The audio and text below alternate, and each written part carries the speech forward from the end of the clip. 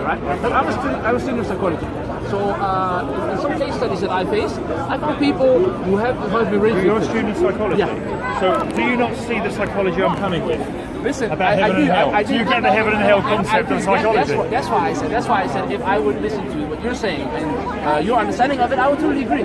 But I think you're missing one element though. My motivation to believe in heaven and hell is not to gain or to be protected.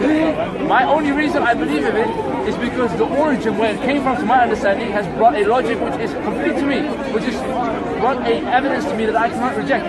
A book came to me, right? Someone comes to you with a book and says, this book came from God. You're gonna ask, why should I even read it? Like, why should I waste 2-3 hours reading this book? Right? That's the first question you're gonna ask. So then someone says to you, this book claims to be the book of God because it cannot be imitated by anybody. You're gonna be like, okay, is there any research? Are there any people who tried? Are there any people who learned who have any understanding of language? Yes, they tried, they failed. I'm living in 2017. Right. I want to know from you as a believer in God, right? Where is God today now? Where God is, like now, physically. I don't want to know about 2,000 years. I wasn't around. No, I want to know about Hyde Park 2017. Yeah, right. Can you tell me where the Supreme Being is today? Wherever he was before as well. There's a left, and shape from fashion. And where is he? Above his throne in the heavens. Above his throne in the heavens. Where are those heavens? I have no knowledge, my friend. You have no knowledge where the heavens are. Okay, fair enough. You have no knowledge where the heavens are. Okay. Right. You have no knowledge where the 7 heavens are. Above. That's all I know. Above us. So is he above the cloud cover I'd see from an aircraft? No. That's the wrong understanding. That's the wrong understanding. He has clearly said, and the Creator after creating has been rose above his creation, period. So wherever the creation is, wherever it starts, wherever it's beginning, above, that's where he is. So I'm not going to go into details, or maybe down. It's irrelevant to me. As I said to you. It's possible that my view, right, which I know I've come out with, and that's why how we end up getting a discussion. Right. My view, and I respect you as a religion, don't get me wrong, I respect the religion.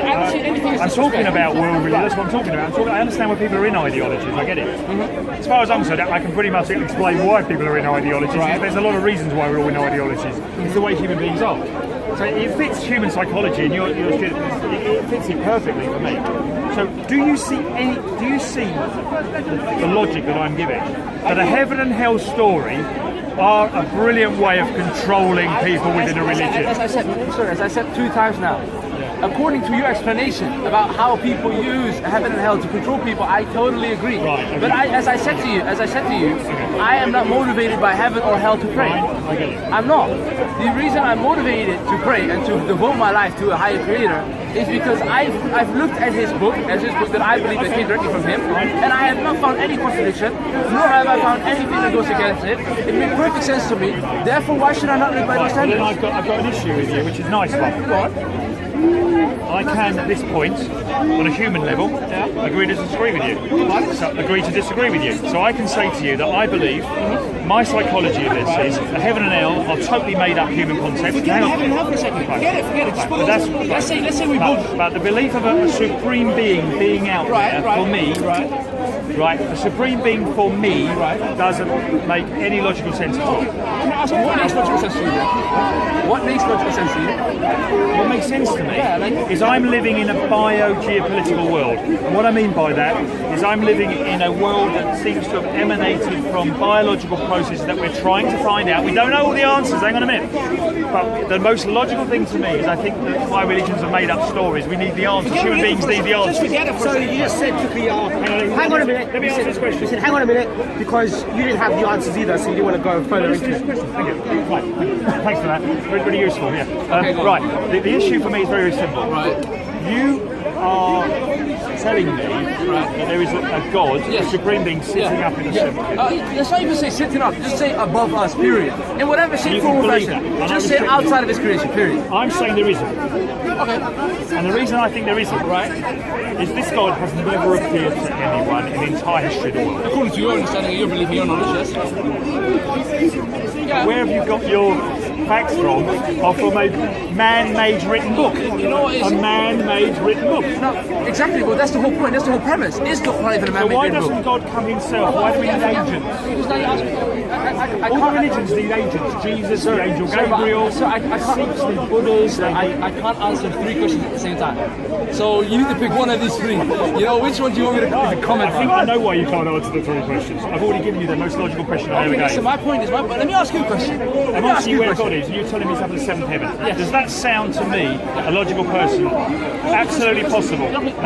Because the reason being, you and I are debating. I don't think there's any God up there at all. I think it's all man-made. It's all man-made up story. The reason being that you and I are differing over the concept of heaven and hell, to understand if it's true or not, are differing over if there's a creator or not. It's because we didn't even look at the arguments why should you consider the Quran to be at a level that I do. I want to talk about the creator God. Forget the Quran, not the Quran. I'm talking about the creation of God. Do you really believe there is a supreme being up in the sky? Sir, Do you really believe the only way I can prove it to you, and I can. No, but the thing is, that's why I base everything on. The reason being. That's worrying. No, it's not though, because you're not letting me finish. You're not are you honestly? worrying to you? No, but are you honestly open to listen to what I have to say? What motivates me? Okay, because I totally get where you're coming from. And it's not surprising to me. I totally understand. Yeah, obviously I do. If someone would come to you, hey, listen, you're bad, do this, otherwise you're going to heaven, or you're going to hell. Excuse me. Heaven and hell is already ridiculous. No. From that angle, no. I'm not saying it's ridiculous. I'm just saying if someone would use it in that sense, yes, it wouldn't make sense to you. It's not a good motivation. I totally agree. Now, what I'm saying to you is there is a book here claiming to be divine. All right? There is a book claiming to be divine. Forget what it says in detail. Forget what it says in detail. First, we should check if it is divine, yes or no. Yes or no, right? There's many books that claim to be divine, though. Exactly. So what you do, you look what standards they uphold. Have you decided that this book is divine because your family's told you this book is divine, or have you decided for yourself the book is divine? The Book of Mormon is the only one. Let's get our religions from our geography. But I study 2 sciences at the moment, right? One is psychology, the other one is theology. I'm a student of both at the university in the Netherlands. Okay? So some words I don't know in English, because English is my 3rd language. I live in Holland. So yeah, I'm trying. But my point is again, the only reason I would tell you consider the arguments of what I proposes by just looking at its claims that it's making and try to prove that these claims are wrong. That's the only thing you need to do. The moment you do that, the moment I can convince myself, hey, what this book is presenting is illogical, goes against something that is tangible, or is lying, or contradicting. We have a situation no, but that's the first point. where you're believing right? in something sitting up in a seventh heaven Forget the details. I that told we you, have run that for a no second. visual contact with at all. Oh, that's to you though. Because don't you like we have intelligence? We have intelligence, right? We have intelligence, right?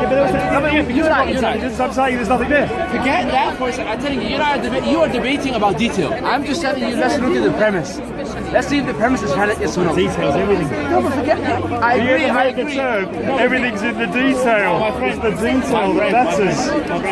Okay, That's where you go from fantasy to reality. Maybe detail is not the correct word. I'm just asking you, before you, would you speak to me, right? Would you have a honest conversation with me if I did not master the language? Is there any point in speaking to me? Is there any point in walking up to me without knowing, with certain knowledge that I can't speak English? For you, is there anyone walking up to me? Speak English. Pardon? God speak English. No, if I don't speak Because English, this God creator, he created everybody. He must know how to speak English. He speaks Arabic, I He must think. be multilingual. I'm not talking about You need to learn Arabic before you can understand him. I'm not talking about that though. I'm asking you, is there any point in having a debate with me if we don't speak the same language? For you, is there any motivation? Yes, the motivation for me is very clear. What I find in all religious discussions I'm having is that people are telling me that there is a supreme being sitting in a 7th heaven, and they also tell me there'll be a heaven and hell. This is relevant to me. I'm asking you another question. Now, your heaven and hell, you've answered that point, and I respect that, because he agreed with me on that one. The issue, According to your understanding, you understood the psychology of where I was, yeah, which I accept. Right, forget that bit. The issue for me is, I am telling you very openly, I don't believe for a minute there's a supreme being up there on a 7th heaven. I think man created it to create an ideological story as to why the world is as it is. They made it up because that's what human beings do. We make stories up. I think your logic is flawed and incorrect. No, it's not flawed. But the issue as well, the issue is that you got superior position. So you have this superiority complex where you think that you're the best of creatures and we're the worst. Is a God. What do I have? You have a superiority complex. I don't. As a Muslim, you believe that you're the best of creatures, the best of people. Oh, hell no. And non-believers are the worst. No. So you have a book that's written in, that's in Arabic. I can't speak Arabic. Hold up. You're making a claim on behalf of me. Yes. I'm saying that claim is irrelevant and not true. Where did I claim, my friend?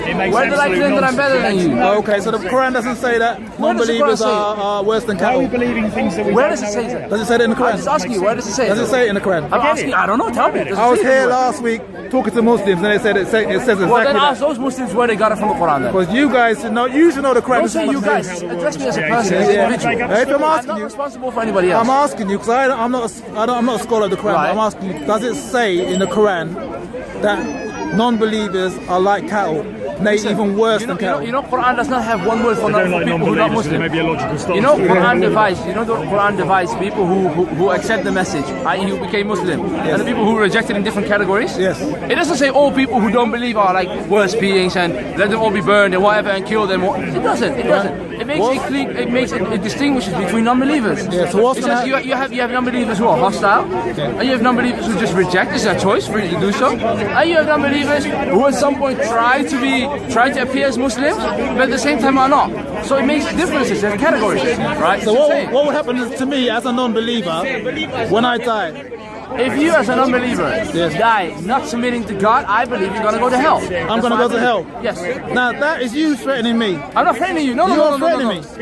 No, you're threatening me hell. I'm not making a claim. Who's making the claim? God is making the claim.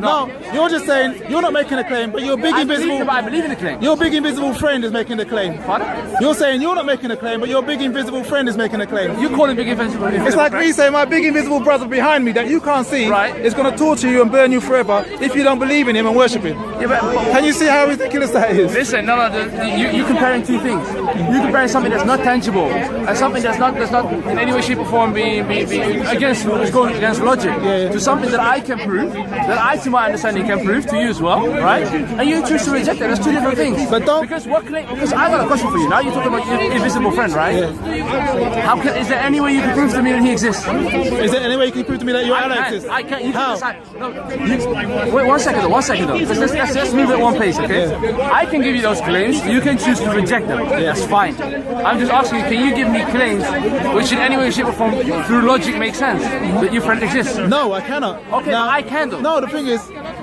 you can by saying that a man walks into a cave 1400 years ago and had a message from an angel. Forget that. With no even the Prophet witnesses or anything like that, or no evidence to support it. I just have to believe his word. We're not talking about the Prophet. We're talking about if there is a visible friend who exists, right? Yeah. Let's stick to the question. You and I have intelligence. Yes. You and I have intelligence. Yes. You and I are conscious, right? Yes. Can conscious and intelligence appear out of nothing? Consciousness evolves out of millions of years of evolution. It's impossible to evolve consciousness. We had the cognitive revolution about 80,000 years ago. It's well documented when human beings started evolving consciousness and started thinking and started having languages. They had intelligence of it. Yeah. What's the capability? I'm not saying if they were using it or not. The capability, can that just come all of a sudden? No, it evolved through natural selections over millions of years. Even if it's natural selection, the origin, it must have been put there by someone who has it. It's an emergent complexity in science. There's a thing called you start with a simple process, like a snowdrop. You'll see it looks very complex. Pardon? There's a snowflake looks very complex, but you know it's a simple process that's caused that complexity. Right, whatever you define as simple, but also. Now human beings, we started from a very simple organisms, and evolved over about 3.5 billion years. Did it have consciousness and intelligence? No, we have consciousness and intelligence now. No, it's something that we've evolved over. I'm asking, let's say the first organism, the first flipping bacteria, the first atom, did it have intelligence and consciousness? No, it didn't. No, it didn't. No, whatsoever. It didn't. So how was it guided, or how did it find its process to in any way, shape, or form evolve? Well, I'll tell you how. It's a natural selection process. But natural selection is intelligence. In a dynamic environment, it's changing. But even the environment, So when these organisms mutate and copy, they don't copy exact. They have mutations, but most mutations are not favorable. The fact that they're able to move, the fact that they can find each other, the fact that they attract or they prove off, is intelligence and it's consciousness. It's not consciousness, it's a natural process. Okay, forget that. Let's say it doesn't. Let's say it doesn't. Because I think this is very illogical, okay? That's what I think. I think it honestly is rubbish, right? Like, what was the fact? How was it organized to be a complete system? What steered it? What steered it towards a good? Because natural selection means one thing is looking for the best qualities in another thing to combine them both, right? Yes or no? No. It doesn't mean that. What it means is that you have organisms. First, organisms start replicating, yeah, but they don't replicate exactly. Environments are changing. The ones that have bad mutations will die off. Only a small percentage have favourable mutations, which allow it to survive in the environment. How did the environment change? Well, you have plate tectonics. You have some things. Continents are moving slowly. Where it could be started off in a forest environment, ending up in a snowy environment. It could be a cold environment, a hot environment. You could have undersea vents giving up energy. You could have sunlight giving up energy. Yeah. So the Earth is a dynamic planet because it's got a molten core. You see, so it's completely moving. Really, honestly, okay. Today, are the changes that have been happening according to your understanding 10,000 years ago, 20 million, let's say a million years ago, right? The changes, are they still as big? Is still natural selection going on at the same pace? We do have animals which still go. We still have animals which are going extinct now. Among mankind, we are still evolving. Yeah, we're still evolving. Are we evolving at the same pace as we used to? We have things like punctuated equilibrium, whereby sometimes evolution happens a lot faster than normal, but usually it's a very slow pace. We've seen evidence of that. Well, what's your explanation for that? We've seen evidence. We've seen DNA evidence. We've seen fossilized evidence. I'm asking for explanation. We've seen fossilized evidence. I don't disagree with natural selection. Okay. I only say natural selection needs to put in its place. Yeah. Natural selection is a system. That's what I think. Yeah. And if you have a system, then the system makes sense, and there's intelligence behind it. Yeah. Period. Right. I'm just asking you, where did intelligence come from? Here it is. Like, say you had children, yeah? Not all your children are going to be exact clones of each other. Some will be faster, some will be smarter, right. Some will be quite different. If you're in an environment where the traits that they have benefit them for their environment, they're more likely to survive and give on their genes to others. Again, let's say I agree with that simple argument. How come the surrounding is so? How come they're not clones of each other? What's the reason it's like this and not like that? What's the reason? Exactly. So you told me, you fair enough, you gave a good point. If I have intercourse with my wife and I get 3 kids, the kids are not identical. That's right. Why? Why are they not identical? Because they're not going to give because it's still the same parents. When reproduction happens, yeah, you have certain different genetic differences. Why though? Why? Yeah. I'm not asking because it's how. not perfect. I'm asking why. Because evolution is not perfect. The whole system is not perfect. I'm not talking about how. Yeah. I'm talking about why does it happen? Yeah. Why did evolution not evolve to a level that is always the same outcome? Because if it's always the same outcome, then nothing else would evolve. Everything will be the same. Perfect itself. That's it will be the same. That's how it works. That's what you call it, natural selection. Things are selected. No, things are selected. What we found in evidence that 99% of all species that have lived on this planet are all extinct. I'm telling you, you make your life difficult if you think like that. Because how many times does science correct itself on these points? How many times does science correct itself? Not only that, how many times did scientists refute other scientists on these points? Okay. Look even the claims of Darwin way. Do we take all of these claims and say this is gospel truth? No. These are refuted on a couple of points, right? Yes or no? That's why they call evolution a theory. What I'm trying to tell you is, without intelligence, you cannot review nor can you learn. Yes or no? Yeah, no. Where did intelligence came from? This is why they call evolution a theory, because it's still open to revision. So if it's a theory, it's open to more knowledge. If it's a theory, why would you put it over religion above religion? All right, because because your theory of where life came from. It's also a theory. If I'm correct in saying, I don't want to paraphrase what you're saying, but as Islam say that God created man from clay, and then fashioned him into a man, and then breathed life into him. Does he say that in the Quran? Yes. Yeah. Now we know that clay is a silicon. Yeah. Who says he didn't evolve? Yeah. Whereas man are carbon based. Well, who says he didn't evolve? So after Adam and Eve then evolved into carbon based. So you're saying that Adam and Eve were silicon based, like clay is, and then evolved into carbon based. I'm not even talking about it. I just asked you another question. Yeah. I said when science is a theory, especially when it comes to evolution theory, right? Yeah. Evolution. Natural selection being a theory, why do you take it above religion? Like, what is it about natural selection that you think does make more sense and is more reliable than religion? That based also on we've got a lot of DNA evidence. We've got DNA evidence that supports it. To a certain extent. Yeah, you can look at the DNA. To a certain extent, though. Well, we sequence. Look at man and chimpanzees. We sequence the DNA for man and chimpanzees. Chimpanzees have got 24 chromosomes. Man have got 23 pairs of chromosomes. And we found the missing chromosome, chromosome 2, which is fused together. And you can trace it back to about 6 million years ago when we had a common ancestor. We've also got retroviruses in us, which chimpanzees has, which our common ancestor have, and it's in exactly the same location in our genome code. How does it make this theory more acceptable than religion? That's not my question to you. But the religion is based on a man walks into a cave. No, to you. To you it is. Well, that's what it actually says. It says a man walks into a cave. A man called Muhammad, maybe a great man, a very nice man, whatever, had a lot of sincerity, everyone loved him, walked into a cave and said he spoke to an angel and he gave him the message for human beings. And it took him about 23 years to recite this to other people. Even though the first message he had was to read, but he never learned to read in that 23-year period. That's not true. Anyways, I don't want to go into detail. My point is this: I just asked you a simple question. Yes. You're basing religion unfairly, and you're using different criteria for religion than you did for science. And now you're being untruthful then. Am I? To my belief. I didn't intend to. I apologize. I'm not saying that you're doing it deliberately. I'm just saying you haven't given your religion a fair shot. That's all I'm saying. I didn't mean to. I intend to find out the truth. If you are what you're saying is true, right, I really want to know that is true. Then I would advise you to do the following: forget about the detail about the life of the Prophet. Forget about it. Just take this book that he came with, allegedly came from God, okay, and just see for yourself linguistically what challenges it brings to mankind. You looked at DNA as a reference to natural selection. Do the same thing with logic to this book of God Almighty. Do the same thing with language to this book of God Almighty. Do the same thing with intelligence to this book of God Almighty. You'll see, I swear to God, I don't believe for one second that God just put the earth like that, and it became. No, they put a system in place. Natural selection may very well be among this system. I will not negate it, especially if there could be found evidences for it in DNA. Why should I push it away? I'll be an idiot. God is showing me something, showing me intelligence, showing me details, showing me a system. I'm gonna be like, probably ludicrous. No, why? I think that's just stupid. I'm telling you though, please give religion a fair shot by looking at the claim of Quran. Quran just said linguistically, try to disprove me. And look at the challenges that it brings. I've looked at Muslim websites, lots of people debating about Islam to other people. Scholars like the Ayera people and stuff like that. And I looked at is the Quran 100% true?